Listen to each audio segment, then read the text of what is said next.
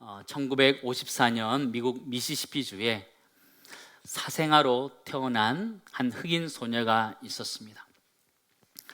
그는 어릴 때 어머니로부터 버려져서 할머니 손에서 학대를 받으면서 크기도 하였고 아주 가난하게 자라나게 되었습니다.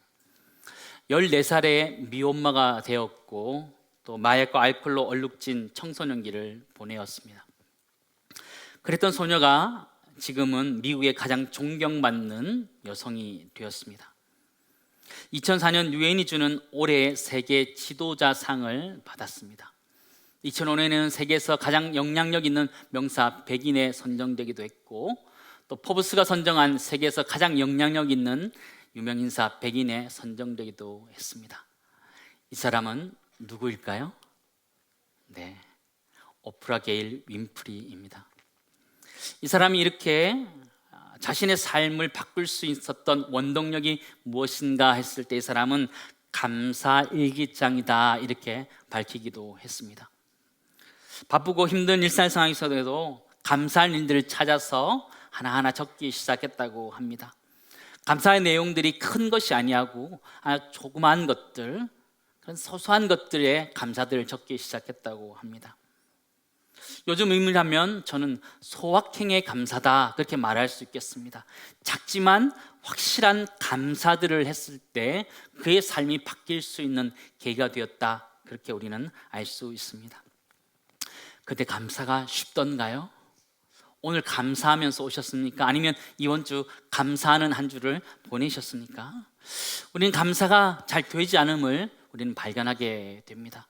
왜냐하면 내 삶 가운데 절대적인 결핍도 있고 상대적인 결핍도 있기 때문에 감사하며 살아간다는 것이 생각보다 쉽지 않음을 우리는 발견하게 됩니다. 직장 생활하면서 보너스를 500만 원을 받게 되었습니다. 기쁜 일일까요? 불평한 일일까요? 기쁜 일이죠. 그 정도 가지고는 기쁘지 않은 건가요? 네, 기쁜 일인 거지요. 그런데 다른 사람은 1,000만 원씩 받았습니다. 기쁜 일일까요? 불평할 일일까요? 기쁜 것 같은데 불평불만이 나오는 것이 우리 현실의 우리의 모습입니다. 우리 감사라는 것이 상황에 따라 감정에 따라 또 상대적으로 변하고 있다는 것을 우리는 쉽게 알게 됩니다. 오늘 저와 함께 이 감사의 원칙들, 원리들 몇 가지를 좀 살펴보기를 원합니다. 저는 1992년 4월에 최전방 부대에 근무하기 위해서 군입대를 하게 되었습니다. 신병교육대에서 열심히 훈련을 받았습니다. 때마침 5월 8일이 되었습니다. 훈련도 열심히 받고 산 정상에 뭘 짓는다고 해서 또 무거운 것들도 같이 나르고 했었습니다. 근데 그때 신병교육대 조교가 노래를 시키는 것이었습니다. 저를 시키는 것이 아니고 다 같이 시켰습니다. 뭘 시켰을까요? 어버이날 노래를 시키는 것이었습니다.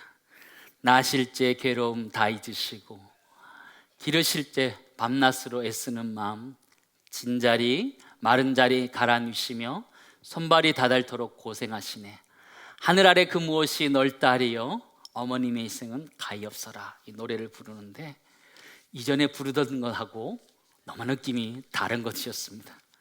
집을 떠나와서 집과 단절된 곳에서 이 어머니를 생각하면서 아버지를 생각하면서 부를 때 울컥하게 되면서 대부분의 그 신병교육대생들이 다 울면서 이 노래를 불렀던 기억이 있습니다. 집을 떠나서 그곳에 있다 보니까 부모님의 사랑에 대해서 다시 한번 감사할 수 있는 그런 시간들이 있었습니다. 3, 40대 초반에 우리 애기 엄마들은 좀 공감할 수 있는 내용입니다. 아이가 어려서 감기나 독감이 걸리면 열이 38도, 40도까지 올라가게 됩니다. 40도 넘어가면 너무나 위급하기 때문에 잠도 자지 못하고 해열제도 먹여가면서 옆에서 아이를 닦아주면서 아이를 간호하고 있는 모습을 우리는 보게 되지요. 자기 자신을 돌볼 여유도 없습니다. 아이가 너무너무 심하면 또 응급실에 아이를 들고 데리고 또 가야 됩니다. 가다 보면 때로는 신발을 짝짝이로 신고 가기도 합니다. 자기 자신을 챙길 여유 없이 그렇게 아이를 위해서 섬기는 것들을 보게 되지요. 그러면서 우리를 한 가지 깨닫게 되는데, 그것이 무엇이냐면, 내가 아이를 이렇게 키우는 것처럼 나의 엄마도 나를 그렇게 키웠다는 것을 그때 알게 됩니다. 그러면서 그 어머니의 사랑에 대해서 다시 한번 깊이 돌아볼 수 있는 것이 그 상황들입니다. 그 상황들 맞이하면 나의 엄마도 이렇게 나를 키웠겠구나 생각하며 참 감사한 그런 시간들을 보내게 됩니다. 여기서 우리의 첫 번째 감사의 원리를 발견할 수 있는데, 그것이 무엇이냐면, 감사라는 것은 관계 속에서 생겨난다는 것입니다. 부모와 자녀와의 관계 속에서 감사가 생겨나는 것이고, 스승과 제자의 관계 속에서 감사가 생겨난다는 것입니다. 그냥 뜬금없이 혼자 감사할 수 없다라는 것이고, 분명히 관계 속에서 감사가 일어난다는 것입니다. 그러므로 근원적인 감사라는 것은 내가 하나님과의 관계 속에서 시작되는 것을 우리가 알 필요가 있습니다. 감사라는 것은 믿지 않는 사람들이 할 수 있는 것이 아니고, 오직 예수 그리스도를 믿는 사람, 하나님의 자녀가 된 사람만이 할 수 있는 것이 감사라는 것을 우리는 알아야 됩니다. 시편 100편 3절 말씀 보시기 바랍니다. 여호와가 우리 하나님이신 줄 너희는 알지어다. 그는 우리를 지으신 자요, 우리는 그의 것이니 그의 백성이요 그의 기르시는 양이로다. 그렇게 고백하죠. 그는 우리를 지으신 자다. 창조주 하나님과 지음받은 피조물인 우리의 관계 속에서 감사가 이루어질 수 있다는 것이에요. 또한 우리는 그의 백성이에요. 하나님은 왕이시오, 우리를 다스리는 왕이시고, 다스림 받는 백성으로서의 관계 속에서 우리가 감사를 할 수 있다는 것이고, 또 우리는 그의 기르시는 양이다 고백하고 있어요. 하나님은 우리의 목자 되어 주시고 우리의 인생의 길을 인도해 주시는 목자 되시기 때문에, 목자와 우리 양의 관계 속에서 우리는 하나님께 감사하게 되는 것이죠. 시편 100편 4절 말씀 보시기 바랍니다. 감사함으로 그의 문에 들어가며 찬송함으로 그의 궁정에 들어가서 그의 감사하며 그의 이름을 송축할지어다. 감사함으로 하나님의 관계 속으로 들어가고, 찬송함으로 하나님의 임재 속으로, 하나님과의 관계 속으로 들어간다. 성경 분명하게 우리에게 그렇게 말해주고 있습니다. 사랑하는 성도 여러분, 현실 세계 속에서 그렇게 감사하십니까? 우리가 감사가 되지 않는다면 내가 하나님과의 관계가 지금 이상이 생겼다라는 것을 의미하고 있습니다. 내 삶 가운데 지금 감사가 사라지고 있다면 내가 하나님과 관계 속에서 뭔가 문제가 생겼다는 것을 기억하면서 하나님과의 관계를 회복할 수 있는 내가 우리 모두에 있기를 간절히 소망합니다. 감사는 내가 하나님과 잘 지내고 있느냐를 체크할 수 있는 바로미터와 같은 것입니다. 성경은 주는 자가 복이 있다 말씀하셨습니다. 사도행전 20장 35절 말씀 보시기 바랍니다. 우리 함께 같이 읽겠습니다. 주 예수께서 친히 말씀하신 바 주는 것이 받는 것보다 복이 있다 하심을 기억하여야 할지니라. 주는 것이 받는 것보다 복이 있다 말씀하고 있습니다. 여러분, 주는 것이 행복합니까? 받는 것이 행복합니까? 솔직하게 주는 것이 행복합니까? 받는 것이 행복합니까? 받는 것이 행복하지요. 사랑을 받는 것, 칭찬을 받는 것, 인정받는 것, 선물을 받는 것, 그것이 행복한 것이죠. 대표적인 것이 추수가 그런 거예요. 애쓰고 노력했을 때에 보답을 받는 것, 그것이 행복한 일이지요. 시편 126편 5절 6절 말씀 보시기 바랍니다. 눈물을 흘리며 씨를 뿌리는 자는 기쁨으로 거두리로다. 6절 말씀 같이 읽습니다. 울며 씨를 뿌리러 나가는 자는 반드시 기쁨으로 그 곡식단을 가지고 돌아오리라. 우리가 울면서 씨를 뿌리는 수고를 하면 곡식단을 내가 가져오는, 받는 것, 그것이 기쁨이다. 그렇게 얘기하는 것이죠. 열심히 수고한다면은 받아야 되는 거죠. 때로는 받지 못하는 경우들이 생길 수 있지요. 누가복음 13장 8절 9절 말씀, 예수님께서 비유로 말씀하신 것입니다. 대답하여 이르되 주인이여 금년에도 그대로 두소서 내가 두릅하고 거름을 줄이니 이후에 만일 열매를 열면 좋거니와 그렇지 않으면 어떻게 한다고요? 찍어버리소서 하였다 하시니라. 그렇죠. 열매를 기대하면서 많이 수고했는데 얻지 못하면 찍어낼 정도로 서운함들이 있다, 이렇게 표현하고 있는 것이죠. 수고한 다음엔 당연히 받아야 되는 거죠. 여기서 우리가 알 수 있는 감사의 원리가 있는데, 두 번째는 그것이 무엇이냐면, 감사는 받을 때 생긴다라는 거예요. 줄 때 생기는 게 아니라는 거예요. 받을 때 생긴다는 거예요.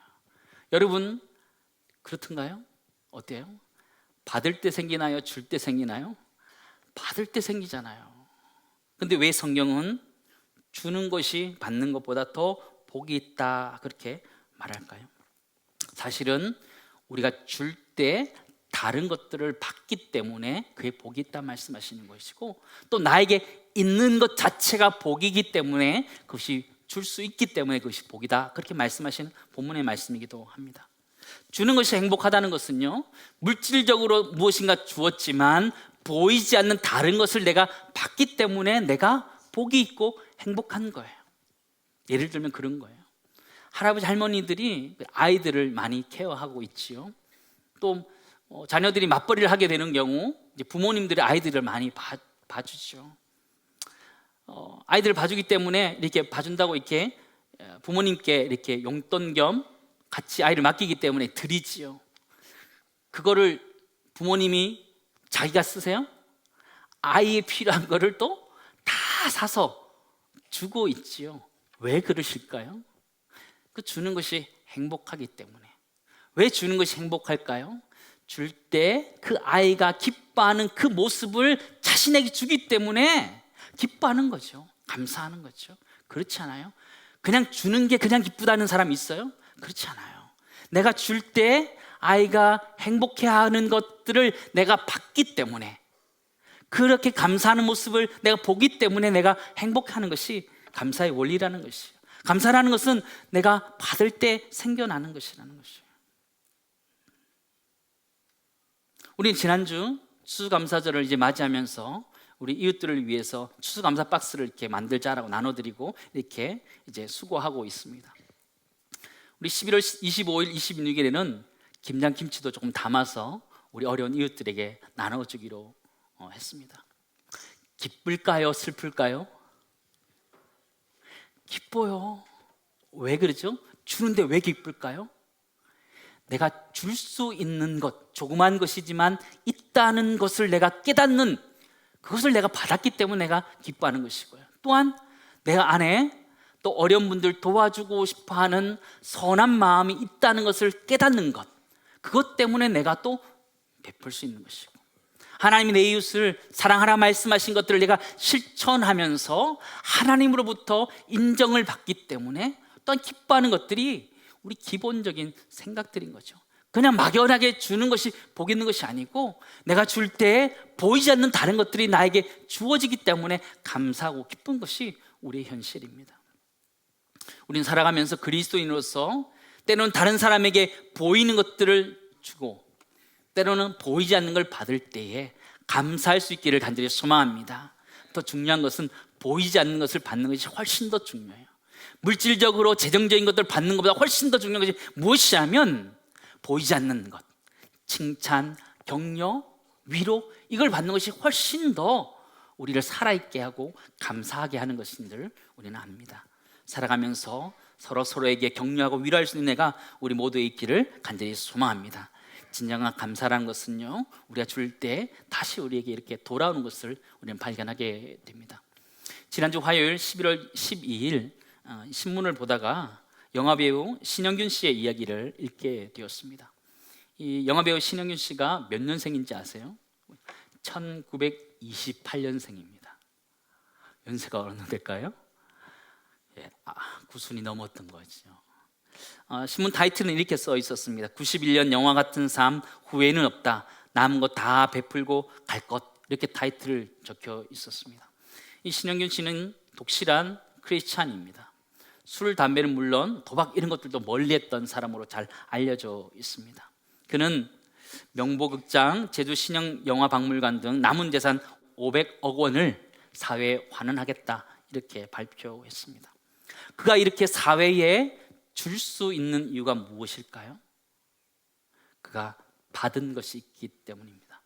그가 영화 배우를 하면서 벌었던 재정적인 것들이 아닙니다.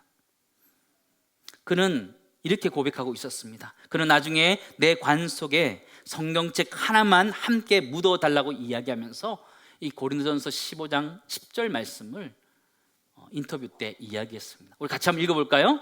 그러나 내가 나된 것은 하나님의 은혜로 된 것이니 내게 주신 그의 은혜가 헛되지 아니하여 내가 모든 사도보다 더 많이 수고하였으나 내가 한 것이 아니요 오직 나와 함께 하신 하나님의 은혜로라. 영화배우 신영균 씨는 그가 사람들에게 베풀 수 있었던 이유가 무엇이냐면 자기가 받은 것이 있기 때문에 나눈다라고 이야기하는 것처럼 우리 삶들 가운데서도 그렇게 나눌 수 있는 애가 풍성해지기를 간절히 소망합니다. 나눌 수 있는 이유는 우리가 받아야지 나눌 수 있는 거예요. 없는데 나눌 수 없는 거죠. 내가 하나님이 주신 은혜를 생각하면 나눌 수 있는 거죠. 감사라는 것은 받을 때 생기는데 하나님 나에게 어떤 은혜를 주셨는지를 곰곰이 돌아볼 수 있는 이 추수감사절 되기를 간절히 소망합니다. 근데 살아가는데 감사가 잘 안 돼요.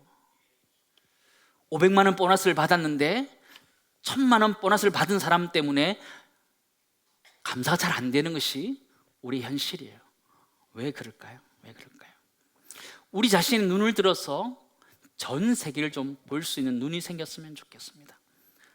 감사의 원리 세 번째가 무엇이냐면 감사는 인생의 큰 숲을 볼 때 생겨납니다. 글로벌한 눈을 가질 때 감사가 생겨납니다. 2000년대 초반에 세계의 이메일들이 한번 이렇게 나눠지기 시작한 적이 있었습니다. 100명의 마을이란 이야기였습니다. 1990년경에 환경학자이자 인구 문제의 전문가인 도넬라 메도스 박사가 쓴 마을의 현황 보고를 토대로 만들어진 이메일이었습니다. 그 이메일의 내용은 이런 것이었습니다. 세계가 만일 100명의 마을이라면, 만일 세계가 100명의 마을이라면, 100명의 마을이라면 남자가 52명, 여자가 48명, 아이가 30명, 어른이 70명, 우리 어르신들이 7명 이렇게 분포하고 있다. 데이터는 발표하고 있고요. 20명은 영양실조에 걸려 있고 1명은 죽기 직전이라는 것이에요. 그러나 15명은 비만이다. 데이터는 그렇게 발표해주고 있습니다. 20명의 사람이 80%의 에너지를 사용하고 있고 80명의 사람이 20%의 에너지를 사용하고 있다. 그렇게 발표해주고 있습니다. 균형이 맞지 않고 있는 세계의 모습을 잘 보여주고 있죠. 그 뒤에 나오는 것들은 훨씬 더 흥미롭습니다. 여러분 혹시 여러분 지갑에 1,000원짜리 한 장 있으세요? 네. 제가 검사할 건 아닙니다. 네. 1,000원짜리 한 장 있으세요? 1,000원짜리 한 장 있을 때 기분이 어떠세요? 든든하다 이런 생각이 드세요? 어떠세요? 근데 이야기를 듣고 나면 좀 달라집니다. 이 이메일에서 이렇게 밝히고 있습니다. 은행에 예금이 있고 지갑에 돈이 있고 집안 어딘가에 잔돈이 굴러다니는 사람은 마을에서 가장 부유한 8명 안에 드는 사람입니다. 여러분입니다, 여러분. 네. 집안에 동전이라도 굴러다니고 있고 내 지갑 안에 1,000원짜리라도 하나 있으면 세계에서 가장 부유한 8명 중에 1명이라는 거예요. 세계가 100명이라면 뒤에는요, 자가용을 소유하고 있다면 가장 부유한 7명 중에 1명이라는 거예요. 컴퓨터를 가지고 있으면 부유한 2명의 안에 속한다는 거예요. 여러분 집에 한 대만 있어요? 네. 여러 대 있지요? 네. 아주 부유한 거지요. 또 대학 교육을 받았다면 1명에 속한다라고 이야기하고 있더라고요. 여러분 자신은 전 세계가 100명이라고 한다면 여러분 상위 몇 %에 속할 것 같습니까? 우리 한국은 최소한 20% 안에는 다 들어간다 이런 이야기를 하고 있습니다. 우리는 상위 1%에서 상위 10% 안에 거의 다 들어가고 있습니다. 그럼에도 불구하고 우리는 살아가면서 불평불만한다. 나머지 90%의 사람들이 우리를 욕할 것입니다. 우리 삶들을 살아가면서 불평불만하며 살아갈 때가 많이 있죠. 나에게 재정적인 어려움 때문에, 여러 가지 힘든 것 때문에, 어려움 때문에 불평불만할 때가 있지요. 그러나 우리의 눈을 들어서 전 세계를 바라본다면 꼭 불평할 것이 많은 것이 우리 인생이 아니라 도리어 감사할 것이 훨씬 더 많은 것이 우리의 인생인 줄을 믿습니다. 눈을 들어서 세계를 보아야 돼요. 옆 사람 보면서 비교하면서 열받을 것이 아니라 전 세계에 있는 사람들을 보면서 내가 가지고 있는 것이 얼마나 복된 것이고 귀중한 것이고 전 세계 사람들 가운데 다만 몇 %만 누리고 있는 그 행복이란 걸 기억하면서 절대적인 감사를 하나님 앞에 올려드릴 수 있는 우리 모두가 되기를 주님은 축원합니다. 우리는 때로는 살아가면서 이 현실을 잊어버릴 때가 있습니다. 요즘 아이들 말로 현타라는 말이 있습니다. 현타가 뭐예요? 현실 자각 타임이란 뜻입니다. 현실을 좀 제대로 보라 얘기하는 것이죠. 우리가 경제적으로 어렵다, 여러 가지 물질적으로 어렵다, 그렇게 이야기하지요. 전 세계를 보시고 현실 자각 타임을 가져보시기 바랍니다. 우리는 그렇게 불평할 수 있는 사람들이 아니라 정말 행복한 사람 중에 속해 있다라는 것을 우리는 잘 알게 됐죠. 우리 살아가면서 인생에 여러 가지 불평, 불만할 수 있는 것이 있을 때에 좀 더 눈을 들어서 전 세계를 좀 바라봤으면 좋겠습니다. 그 중에 하나님께서 우리에게 은혜를 주셔서 우리가 이 한국 땅 안에 살아가고 있고, 내가 지붕이 있는 집에서, 빛이 있는 곳에서 들을 수 있고 읽을 수 있고 글을 읽을 수 있는 상위 몇 %에 들어가 있는 사람이라를 기억하면서 진심으로 감사하며 살아갈 수 있는 우리 인생 되기를 간절히 소망합니다. 우리 인생이 힘들고 어려울 때마다 이 100명의 마을을 잘 생각하셨으면 좋겠습니다. 그러면서 내가 가지고 있는 것이 참 행복한 것이다라는 걸 가지고 거기서 우리의 삶의 원동력들을 가지고 살아갈 수 있는 내가 우리 모두 있기를 간절히 소망합니다. 그럴 때 우리는 하나님께 감사하고 우리 이웃들을 섬겨갈 수 있을 것입니다. 그런 은혜가 풍성한 가을 될 수 있기를 주님으로 축원합니다.